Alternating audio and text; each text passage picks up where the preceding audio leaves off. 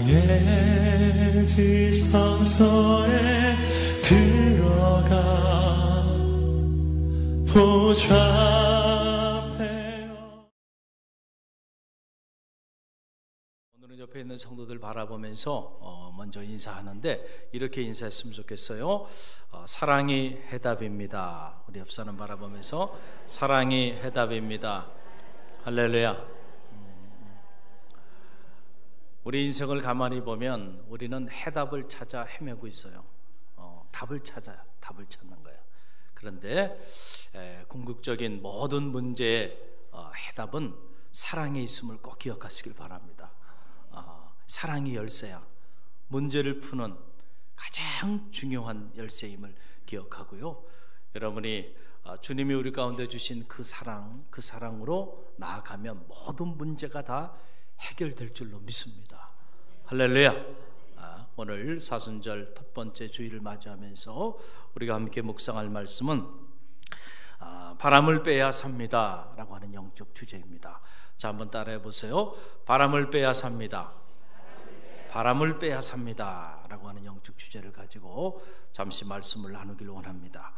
이 오늘 말씀이 기록되어 있는 이 신명기, 이 데우테로노미라고 말하는 이 신명기서는 총 34장으로 이루어져 있는 놀라운 하나님의 말씀입니다. 여러분, 이 말씀은 하나님이 모세에게 허락해 주신 그래서 모세가 그 말씀을 듣고 이스라엘 백성들에게 선포했던 일종의 설교문이에요. 3편의 설교문으로 이 신명기서가 이렇게 기록이 되어 있는데, 이 신명기서를 읽어보게 되면 우리가 인생을 살면서 알아야 하는 놀라운 인생의 비밀들이 이 34장이라고 하는 짧은 책 안에 놀랍게 이곳에 담겨 있는 것을 발견하게 됩니다.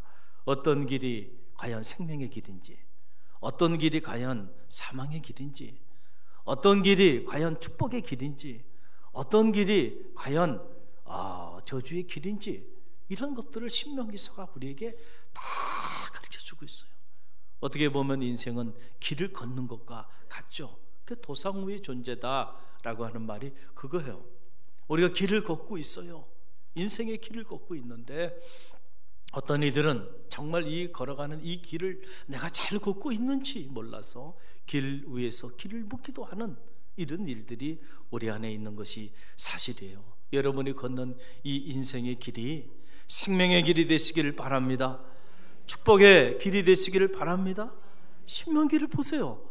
그 안에 놀라운 말씀들이 그곳에 다 담겨 있는 걸 보게 돼요. 여러분, 톨스토이가 인생이란 무엇인가 라고 하는 책을 무려 1000페이지가 넘는 엄청난 분량의 책입니다.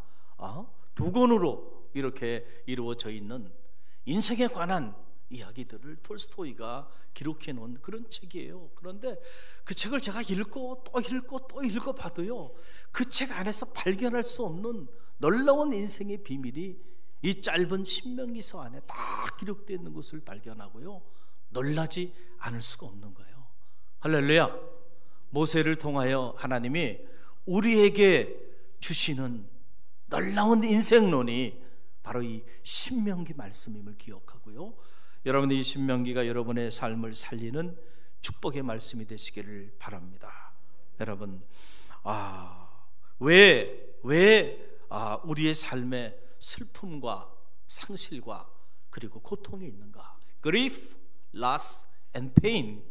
자, 이런 것들 우리 중에 누구도 좋아하지 않죠. 누가 우리에게 여러분 고통, 슬픔 그리고 가장 소중한 것들을 상실해 가는 이런 삶을 좋아할 사람이 우리 중에 어디 있겠어요? 그런데 가만히 보면 이런 것들은 우리 삶에 불가피한 것들이에요. 우리 삶의 일부로 자리하고 있죠. 우리의 삶을 살다 보면 슬픈 일을 만나기도 하고 너무너무 소중한 것을 잃어버리기도 하고 그리고 알 수 없는 고통의 밤들을 보내는 그런 시간들을 우리가 맞이하게 또 되는데, 왜 하나님은 우리에게 이런 고통을 주시고 우리에게 이런 슬픔을 주시고 우리에게 소중한 것들을 때때로 이렇게 빼앗아 가시는가? 여러분, 신명기는 이런 물음에 대한 답을 우리에게 다 해주고 있어요. 놀라운 말씀이에요. 하나님은 때때로 우리의 슬픔과 상실과 고통을 통해서도 일하신다는 사실을 꼭 믿으시기를 간절히 바랍니다. 이런 것들을 통해서 우리를 성장시켜 주세요. 이게 하나님의 놀라운 일하심의 영적인 원리입니다. 기독교의 영성가 C.S. 루이스, 유명한 기독교의 영성가죠. 그가 이런 말을 했어요. God whispers to us in our pleasures. 그러니까 우리가 기쁨 가운데, 즐거움 가운데 있을 때 하나님은 우리에게 속삭이신다는 거예요. 그러나 but shout in our pain. 이게 무슨 말이에요? 우리가 고통 가운데 있을 때는 우리에게 소리쳐 외치신다는 거예요. 저는 이 이야기를 이렇게 접하면서 놀라운 통찰력이다 라는 생각을 갖게 되었습니다. 여러분, 이런 얘기예요. 우리가 우리 삶에 아무런 문제가 없고 또 우리 삶에 이런저런 일로 우리가 기쁨에 즐거움에 도취되어 있을 때는요, 하나님의 소리가 잘 들려오지 않아요. 그런데 우리가 예기치 않은 깊은 고통 가운데 거하게 되면요, 그때 나를 향한 하나님의 소리가 들려오기 시작하는 거예요. 할렐루야. 그 고통이 오늘 우리에게 주는 유익이죠. 이것이 여러분, 기쁨에 도취되어 있으면은요, 그때는요 세상의 소리, 사람의 소리만 들려오고 이 문명의 요란한 소리들만 들려오기 시작해요. 그래서 정작 하나님의 소리를 듣지 못하고 살게 돼.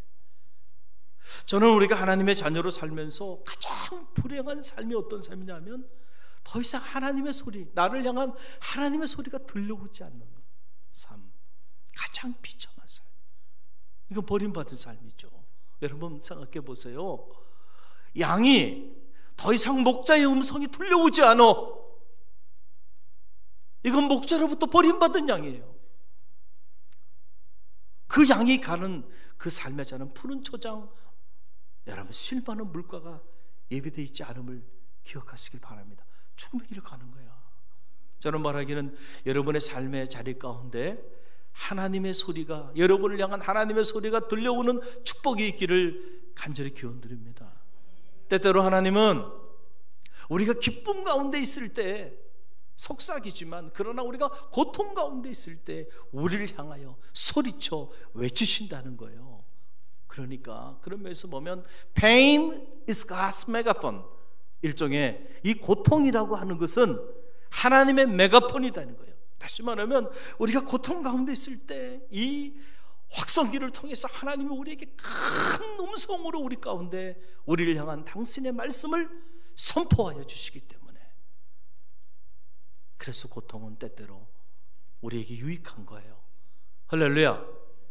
고통 가운데 있었기 때문에 나를 향한, 내 인생을 향한 하나님의 뜻이 무엇인지를 알고, 그리고 내게 주어진 삶을 의미 있게, 보람 있게, 가치 있게, 후회하지 않게 내 삶을 살아내는 하나님의 사람이 되게 되는 것이죠. 여러분, 오늘 말씀은 고통에 관한 그런 말씀입니다. 광야라고 하는 고통, 이 고통의 광야를 왜 하나님이 이스라엘 백성들에게 주셨을까? 여러분, 우리가 말씀을 묵상하고 묵상해 보면 자세히 나와 있지 않지만 그러나 충분히 추측할 수 있는 것은 출애굽한 이스라엘 백성들의 마음속에 광야 40년을 지나면서 그들의 마음속에 단 한순간도 지워지지 않은 질문이 이 질문이었을 거예요. 왜? 하나님은 살아계시는데 그 살아계신 하나님이 우리로 하여금 이 죽음의 땅 광야를 지나게 하시는가? 하나님은 선하신데 왜 이 선하신 하나님이 우리로 하여금 이 거친 땅 광야를 지나게 하시는가?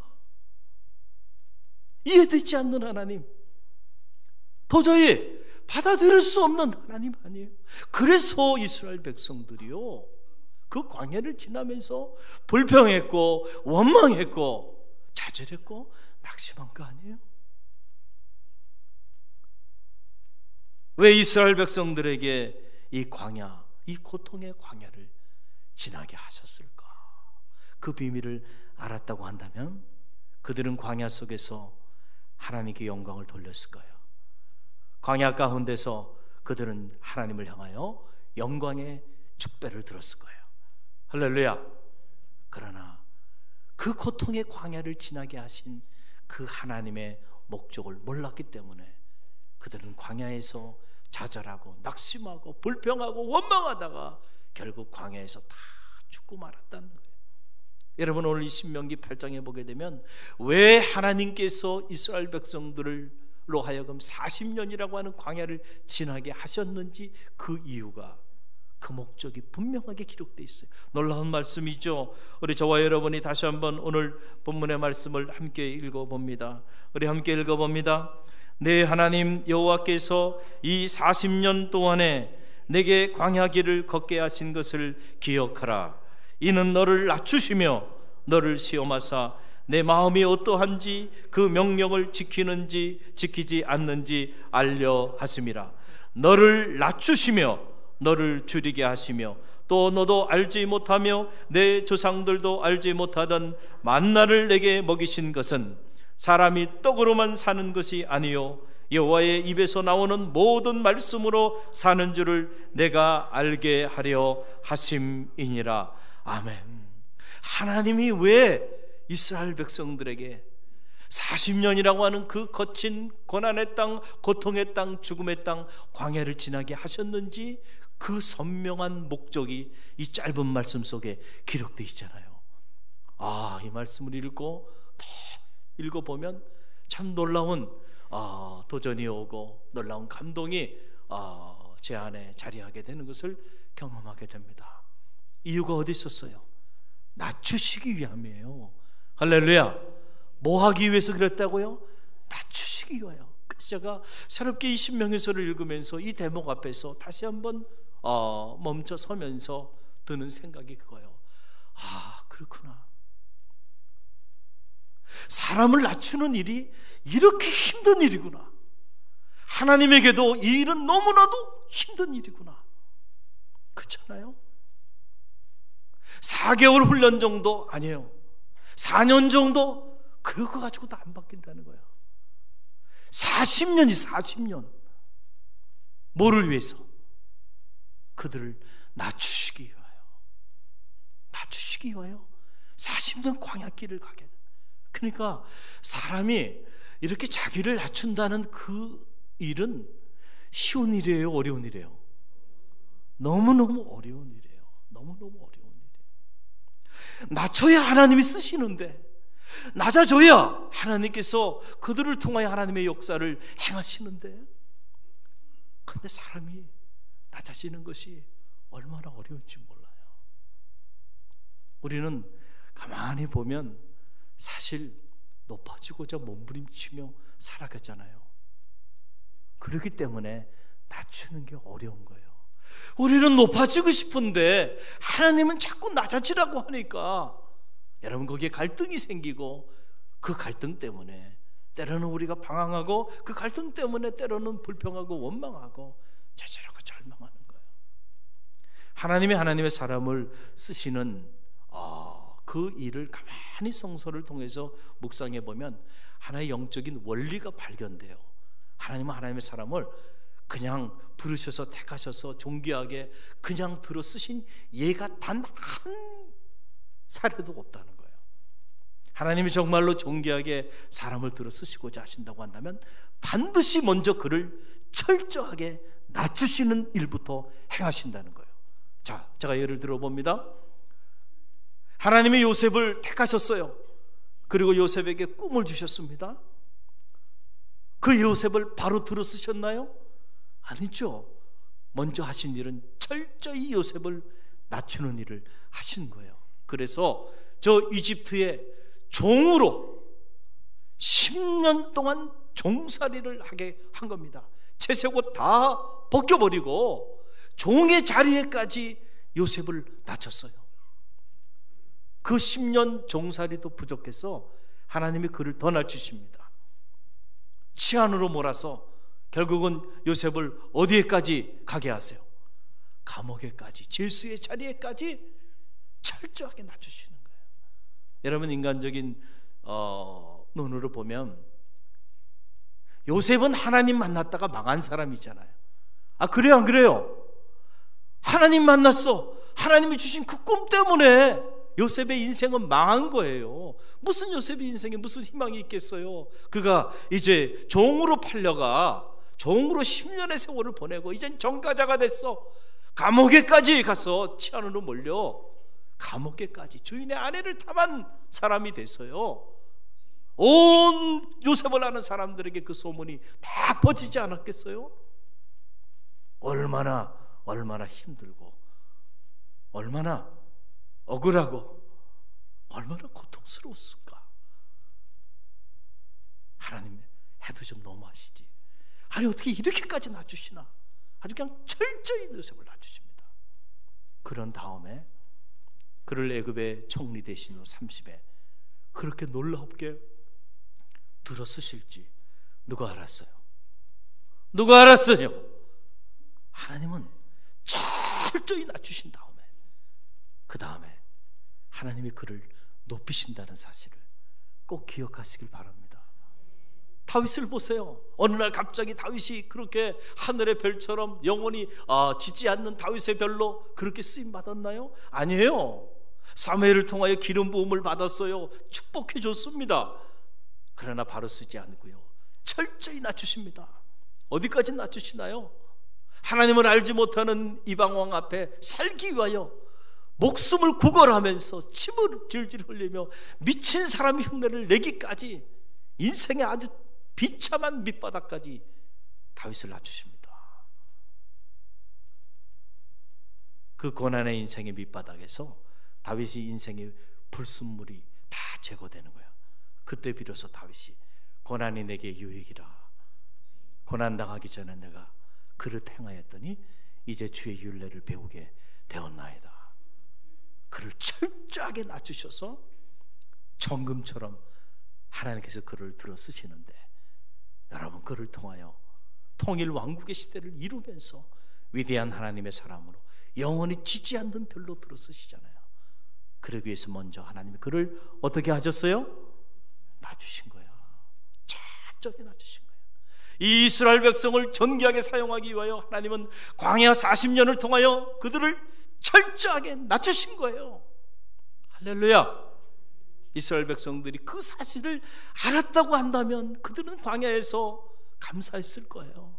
광야에서 그들은 하나님을 찬양하고 하나님을 경배했을 겁니다. 그리고 그 광야 40년을 믿음으로 인내하며 잘 뚫고 나갔을 거예요. 이 비밀을 알았다고 한다면 그들이 이 광야의 고통을 자신들의 성장의 축복의 순간으로 잘 선용했을 거예요. 그러나 그들이 몰랐어요. 그래서 무너진 거예요. 오늘 이 아침에 여러분은 이제 아셨어요. 할렐루야. 어떤 고난이 오더라도요, 결코 좌절하거나 낙심하지 마시길 바랍니다. 고난을 통해서도 하나님은 오늘도 일하신다는 사실을 여러분 꼭 기억하시길 바랍니다. 교만의 껍데기가 벗겨져야 그때부터 겸손의 축복의 속살이 드러나는 거예요. 여러분 잘 보세요. 겸손할 때 우리가 하나님의 음성을 듣습니다. 그러나 교만할 때는요, 그 음성이 들려오지 않아요. 여러분, 우리가 언제 순종하나요? 겸손할 때는 순종해요. 그러나 교만할 때는 거역합니다. 그렇죠. 여러분은 우리가 언제 서로 사랑하며 사나요? 겸손할 때는요, 서로 사랑하며 살아요. 그러나 교만해지면요, 서로 시기하고 질투하고 미워하며 삽니다. 여러분, 겸손할 때 서로의 허물을 용납하며 살아요. 그런데 사람이 교만해지면 그때부터 시시비를 따지면서요, 남을 정죄하는 그런 삶을 살게 되는 거예요. 겸손할 때 하나님 앞에 무릎으로 기도하죠. 그러나 교만해지면요, 결코 하나님 앞에 무릎 꿇지 않는다는 거예요. 그러니까 여러분, 하나님이 우리를 낮추는 이유를 아시겠죠? 할렐루야. 우리가 낮아져야 되겠어요? 하나님 앞에서 스스로 높아져야 되겠어요? 낮아져야 살 길이 열리는 거예요. 그래서 지혜자는 말합니다. 잠언 18장 12절에서 사람의 마음의 교만은 멸망의 선봉이요 겸손은 존귀의 앞잡이니라. 할렐루야. 사람이 무너지는 것은 다른 것 때문에 무너지지 않아요. 그 마음 때문에 무너지는데, 그 마음이 어떤 마음이에요? 교만한 마음을 갖고 있으면 그 사람이 행하는 모든 일들이 결국은요, 어떻게 하게 된다는 거예요? 무너지게 된다는 거예요. 왜냐하면 하나님은 교만한 자를 미워하신다. 심지어 구약성서에 보게 되면 교만한 자를 멀리하신다, 미워하신다, 이런 표현까지 있어요. 그렇기 때문에 교만한 자가 하는 그 일을 하나님이 축복해 줄 이유가 없어요. 함께 할 이유가 없어요. 그렇기 때문에 그 삶은 무너지게 돼 있는 거예요. 교만한 자가 항하는, 그래서 교만한 자는 그 삶뿐만 아니고 가정도 무너지고 사업도 무너지고 그의 인생도 무너져 내리게 된다. 그러니까 우리가 신앙생활 하면서요, 여러분 어떤 경우에도 저는 바라기 여러분이 교만하지 않기를 간절히 바랍니다. 겸손해야 돼. 스스로 자기를 낮춰야 돼. 특별히 하나님 앞에 여러분 자신을 더 낮추고 더 낮춰야 돼요. 가장 낮은 자의 자리로 날아갈 때 그때 살 길이 열려요. 축복의 문이 열려요. 희망의 문이 열려요. 구원의 문이 열려요. 치유의 문이 열리는 거예요. 할렐루야.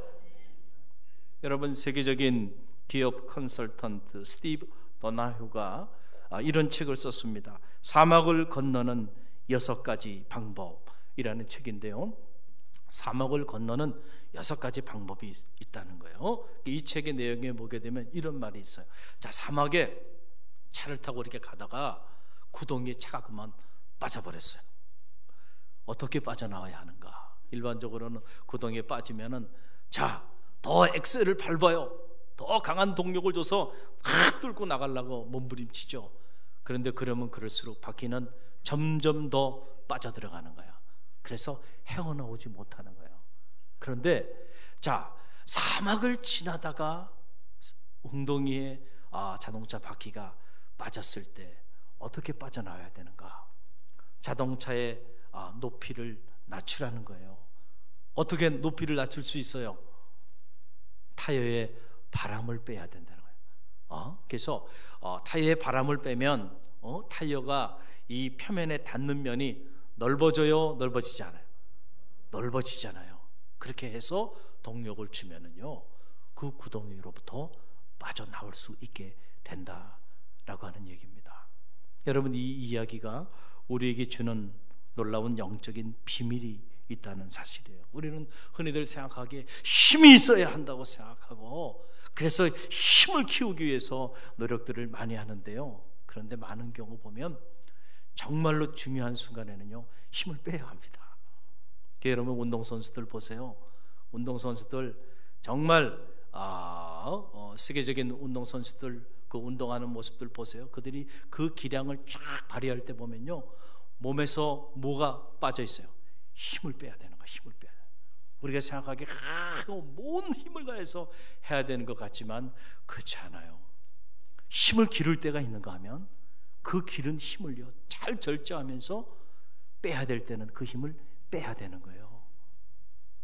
여러분, 수영도요, 여러분들이 수영은 다 한두 번씩 해보셨겠지만은, 물 위에서 여러분의 몸에 힘을 빼지 않으면요, 여러분의 몸이 어떻게 됩니까? 가라앉아요. 가라앉아.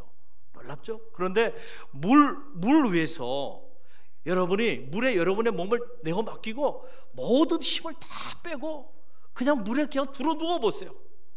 가라앉을 것 같지만 절대 안 가라앉지 않습니다. 오히려 둥둥 몸이 떠요. 그때부터는 가라앉는 게 어려워요. 힘을 빼면 살 길이 열리는 거예요. 근데 살자고 힘을 주면서 발버둥 치면 가라앉는 거예요. 가라앉는 거예요. 가라앉는 거예요. 여러분, 야구 선수들이 이렇게 홈런을 칠 때도 홈런 잘 치는 이런 선수들 보면요, 딱 공이 날라오면 그 날라오는 공을 보고 스윙을 할 때 말이죠, 우리가 생각하기에 힘을 줘가지고 어깨에 힘을 줘가지고 힘있게 칠 것 같지만 어깨에 힘을 빼고요, 부드럽게 허리를 이용해가지고요, 부드럽게 스윙하는 거예요. 그럴 때 딱 맞으면은 이게 홈런 되는 거예요. 여기 이제 골프를 치시는 분도 있을 텐데, 이 골프도 마찬가지예요. 골프 스윙할 때 어깨에 몸에 힘을 빼고 부드럽게 해야 돼요. 그래야 비거리가 많이 나오고요, 원하는 방향으로 날아가는 거예요. 힘을 빼야 산다니까요. 힘을 빼는 연습을 해야 돼. 할렐루야. 영적으로도 우리가 신앙생활 하면서 하나님 앞에서 너무 폼 잡으면 안 돼요. 죽는 길이에요. 겸손해야 돼. 자기를 낮춰야 한다. 그래서 어깨에 힘을 빼고 나가야 돼요. 하나님 앞에 우리가 어깨에 힘을 주고 목소리에 힘을 주고 그리고 나가면요, 하나님의 능력이 여러분을 통하여 결코 나타나지 않는다는 거예요. 교만의 힘을 빼셔야 합니다. 그럴 때 그때부터 하나님의 소리가 들려와요. 하나님의 말씀이 들려오기 시작하고 그때부터 신앙생활이 기뻐요. 감사하죠. 그리고 그때부터 은혜의 문이 열리고 축복의 문이 열리는 거예요. 여러분은 왜 사도 바울에게 하나님의 육체의 가시를 주셨을까요? 바울이 얼마나 귀한 사람이에요. 그 바울이 복음을 전하기 위하여 감옥에도 갇히고 매도 맞고 온갖 박해를 당하면서 목숨을 걸고 복음을 전하는 그 사도 바울에게 다른 사람보다는 더 건강하게 해주셔야지. 그런데 왜 사도 바울에게 육체의 가시를 주셔가지고 간질병 환자가 돼서 그 육체의 고통으로 고통 나가면서 사람들에게 이런저런 소리들을 얼마나 많이 들었겠어요. 너나 잘 살아, 너나. 자기 몸도 제대로 제어하지도 못하면서 무슨 복음을 전하냐고. 여러분 이런 말 하지 않았겠어요? 자기 육체의 질병도 스스로 돌보지 못하는 이가 무슨 복음을 전한다고. 성경에 자세히 나와 있지 않지만 그것이 바울의 고난이었을 겁니다. 하나님, 다른 건 모르겠는데요, 내가 부를 위해 기도하는 것도 아니고 명예를 위해 기도하는 것도 아니고요, 이 육체의 질병만큼은 좀 제거해 주세요. 그래야 제가 더 영광스럽게 더 힘있게 복음을 전하지 않겠어요? 아니 그러지 않았겠어요? 그런데 하나님께서 그의 기도에 어떻게 응답하셨나요? 내 은혜가 내게 족하다. 이게 무슨 말이에요? 하나님은 때때로 우리에게 응답하실 때 우리 마음대로, 우리 생각대로, 우리 뜻대로, 우리의 리퀘스트, 우리의 기도 제목대로 그렇게 응답하시기도 하지만 그것과 정반대로도 응답하신다는 사실을 꼭 기억하시길 바랍니다. 그래서요, 응답하신 기도 감사, 응답하여 주지 않음도 감사라는 말의 의미는 뭐냐면 내 뜻대로 응답하여 주신 것 감사, 그러나 내 뜻대로 응답하지 않고 하나님 뜻대로 응답하여 주신 것도 감사. 할렐루야. 그래, 하나님은 우리의 작은 신음소리에도 다 응답하시는 분이세요. 어떤 일은 내 뜻대로 응답해 주시고 어떤 일은 하나님의 뜻대로 응답해 주신다니까요. 그 세계를 볼 때 기도하지 않을 수 없고요, 그 세계를 보면 기도하는 모든 자들은 응답하시는 하나님을 찬양하게 돼 있는 거죠. 바울이 원하는 대로 응답하지 않았어요. 바울은 이 육체의 가시, 육체의 질병을 좀 치유하여 주고 제거해 달라고 기도했는데 하나님은 내 은혜가 내게 족하다. 이거 하나님의 방법으로 응답하신 거예요. 그냥 육체의 질병 가지고 살아. 이게 하나님의 음성이에요. 그런데 놀랍게도요, 바울이 기도하는 중에 이 하나님의 음성을 듣고 은혜를 깨닫고 나니까요, 놀라운 비밀을 알게 된 거예요. 은혜를 깨닫기 전에는 이 육체의 가시가 불평의 조건이, 원망의 조건이었고 제거의 대상이었는데 은혜를 깨닫고 나서 보니까 이것 때문에 지금 자기가 살고 있는 거야. 이 육체의 가시 때문에 날마다 하나님 앞에 겸손히 나와 기도했더니 하나님이 나를 자고하지 않게 하시고 나를 교만하게 하지 아니하시고 낮추셔서 하나님의 능력이 나에게 넘쳐나게 하셨다는 사실을 바울이 깨닫게 된 거예요. 그러니까 이 은혜를 깨닫고 난 다음에 사도 바울에게 있어서 육체의 가시는 불평의 조건이 아니었어요. 감사의 조건이고, 더 나아가 사도 바울이 이제 자기의 약함을 자랑합니다. 부득불 내가 자랑할진대 이제는 나의 약함을 자랑하노라.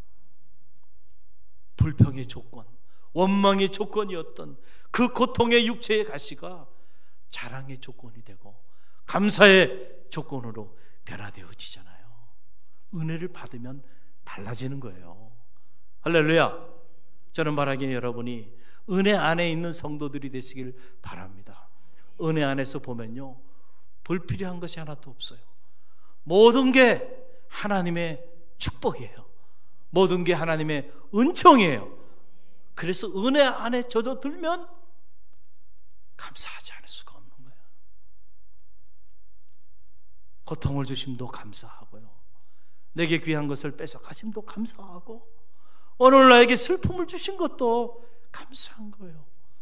그래서 그 경지에 이를 때 우리는 범사에 감사할 수가 있는 겁니다. 제가 이게 목회를 하다 보면 성도들이 정말 겸손해질 때가 있어요. 그때가 언제냐면은 병원 신방 갔을 때요. 무슨 말인지 알겠죠?